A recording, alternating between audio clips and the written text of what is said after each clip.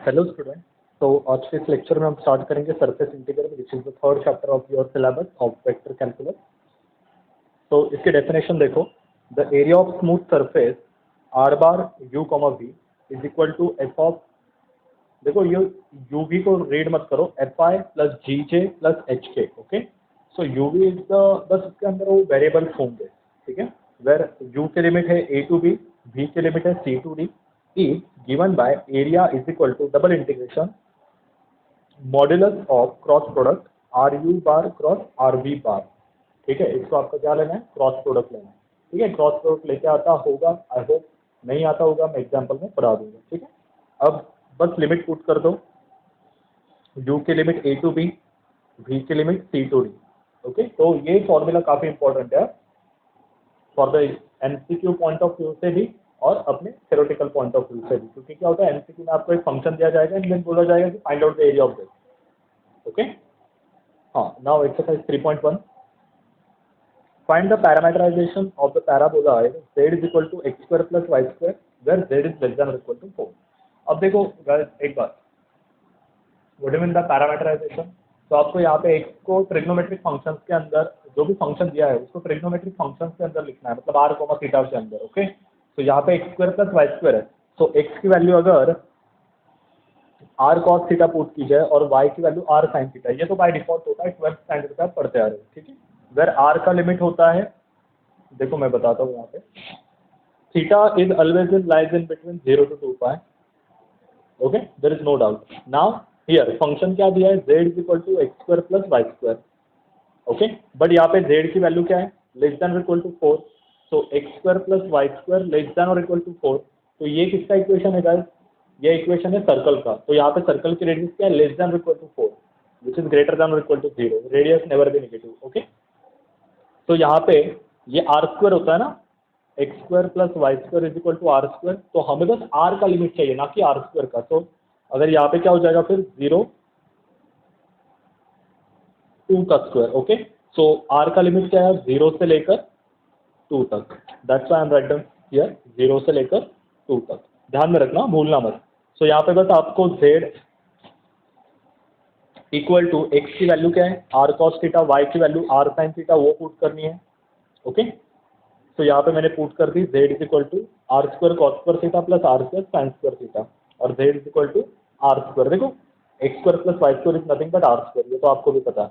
Okay, now अब यहाँ पे let me rub this first, एक सेकेंड है।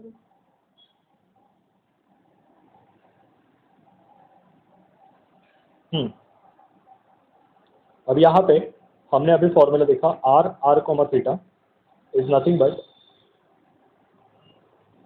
X I plus Y J plus Z K. ठीक है, तो एक्स की वैल्यू क्या डाली थी, आर कॉस थीटा, वाई की वैल्यू क्या डाली थी, आर साइन थीटा, और जेड की वैल्यू क्या आई, आर स्क्वायर, तो आर स्क्वायर के, ध्यान में रखना। ठीक है, भूलना मत अब, आर स्क्वायर के। तो ये हो गया आपका parameterisation.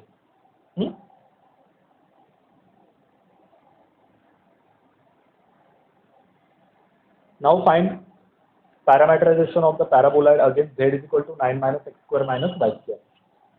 Again same thing, x की value r cos theta put करो, वाई की value r sine theta put करो। ओके, एक्स की value r cos theta, y की value r sine theta. Now यहाँ पे देखो, थीटा का लिमिट तो 0 to 2 पाई आ जाएगा, लेकिन यहाँ पे देखो आर का लिमिट क्या आएगा, हियर z ग्रेटर देन और इक्वल टू 0 दिया है, बट z की वैल्यू क्या है, 9 minus x square minus Y square greater than और इक्वल टू 0। ठीक है, अब ये माइनस वहाँ जाके प्लस हो जाएगा, तो x square plus Y square less than और इक्वल टू 9, तो x square plus Y square less than और इक्वल टू 3 का स्क्वायर। ओके, सो आर की वैल्यू 0 to 3, बट यहाँ पे एक बात, कि यहाँ पे प्लस माइनस 3 आ सकता है, क्यों, क्योंकि यहाँ पे स्क्वेयरिंग है और यहाँ पे आ जाएगा -3, दैट्स वाई यहाँ पे 0 ना लेते हुए आपने क्या लेना है, -3 to 3, ध्यान में रखना। तो यहाँ पे आर का लिमिट ये आ गया, थीटा का लिमिट ये आ गया। Okay, z is nothing but 9 minus r square, कैसे? देखो x square minus Y square, देखो क्या इसको मैं ऐसे लिख सकता हूँ 9 माइनस कॉमन लेके x square plus Y square, but x square plus Y square की वैल्यू क्या होती है? Always are square.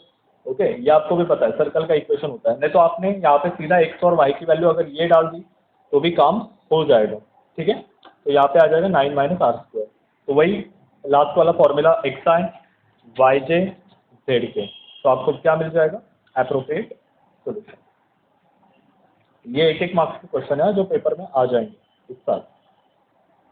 Again find the parameterisation of the cone z is equal to under root x square plus Y square. Okay, अब देखो यहाँ पे given that z is equal to under root x square plus Y square, x की value r cos theta, y की value r sine theta, ठीक है। अब x square plus Y square क्या है? z is equal to under root x square plus Y square, but x square plus Y square क्या होता है student? Are square, तो ये स्क्वायर और रूट कैंसल, तो z is equal to 2r। Okay, अब z किसके बीच में लाई कर रहा है? 2 एंड 4 के। तो अगर z की वैल्यू 2 रही तो r की वैल्यू क्या आ जाएगी? 1, और z की वैल्यू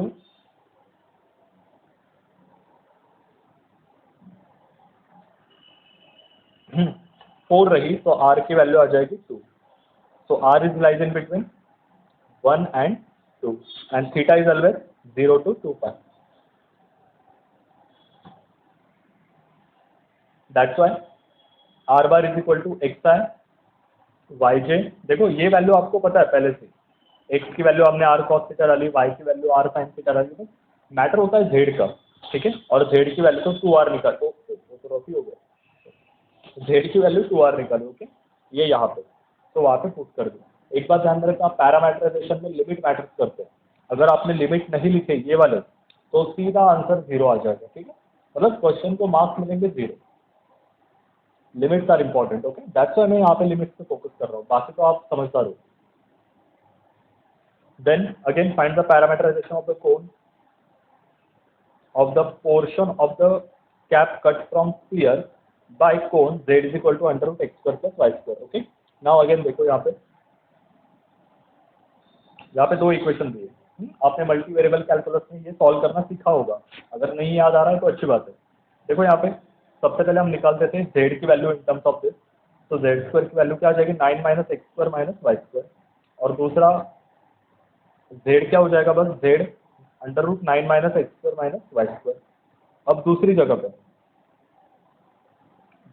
पे z की वैल्यू क्या दी है? Under root x square plus Y square. Okay, अगर इस इक्वेशन को मैं पकड़ूं, या इससे भी अच्छा स्टेप बाय स्टेप ही जाते जैसे मैंने सॉल्व किया है, वो थोड़ा लेंथी हो जाएगा। x की value r cos theta r sin theta डाली तो यहाँ पे क्या हो जाएगा स्टूडेंट?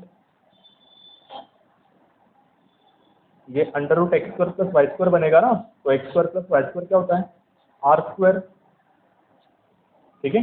ये क्या होता है? R square, sure. हाँ, अब यहाँ पे देखो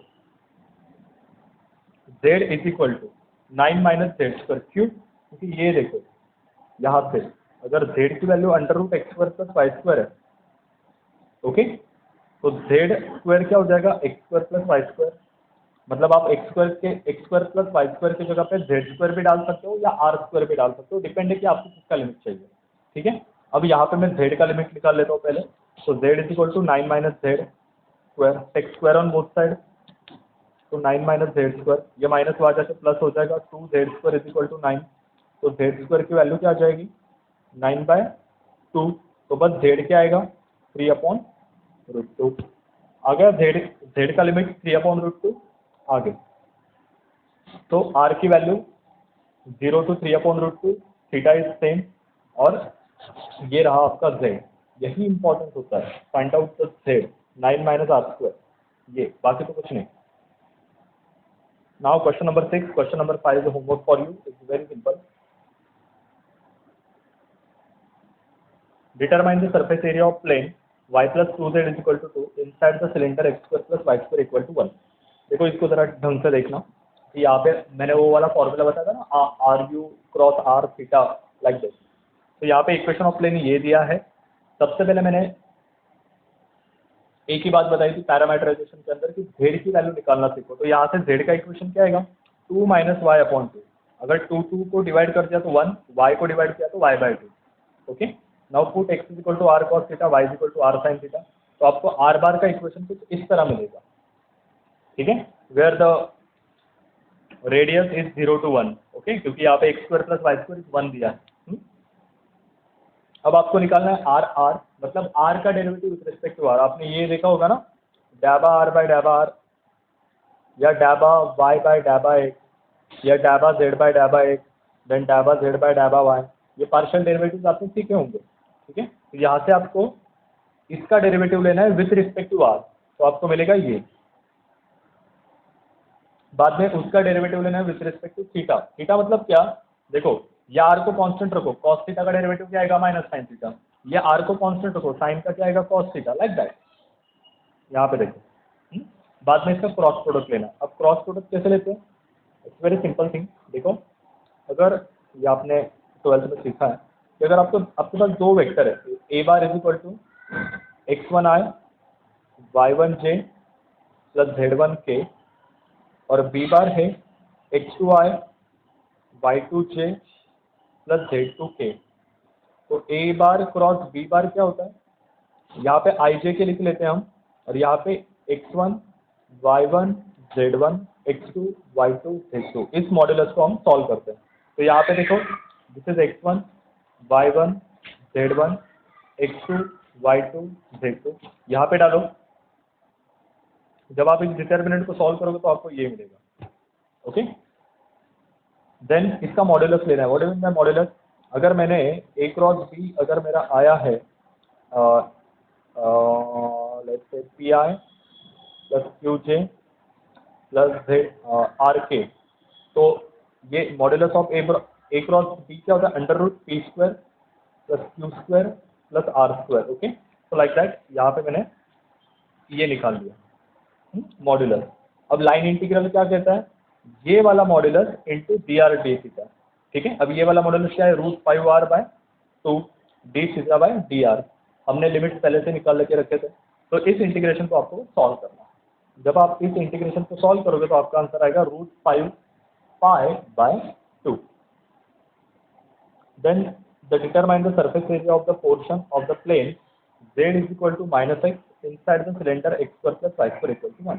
अब यहाँ पे देखो z की वैल्यू नेगेटिव x लेके रखी है, तो इसमें कोई बड़ी बात नहीं है। x की value r cos theta put करो, y की value r sin theta put करो। तो z की वैल्यू -x है, तो x की वैल्यू क्या थी, r cos थीटा, तो इधर -r cos थीटा। ओके, तो r थीटा क्या हो जाएगा, ये this is xi yj zk। Okay, now r निकालो, मतलब इसका derivative with respect to r। तो r का derivative 1 cos theta as it is, यहाँ पे भी cos theta as it is, यहाँ पे -1 आएगा, ठीक है। Then with respect to theta ये आएगा, देन उसका क्रॉस प्रोडक्ट लो तो वो ये आएगा, उसका मॉड्यूलस लेंगे तो √2r आएगा, ठीक है। ये करके देखो, ये आता है सिंपल कैलकुलेशन से। बाद में सरफेस इंटीग्रल क्या होता है या सरफेस एरिया क्या होता है, r bar modulus of r cross r theta into dr d theta. तो वो आया ये dr d थीटा। इसका इंटीग्रेशन लगे तो आपको आंसर मिलेगा √2π, ठीक है। अगर किसी भी स्टूडेंट को इसके रिगार्डिंग डाउट्स हो मुझे इस नंबर पे भेजना कि ये वाली स्टेप मुझे समझ में नहीं आई, ठीक है, कि ये वाली स्टेप में आपने क्या किया। ओके, सो ये मैं आपको एक्सप्लेन कर दूंगा on the WhatsApp. Okay, thank you so much student, have a good day, take care, bye bye.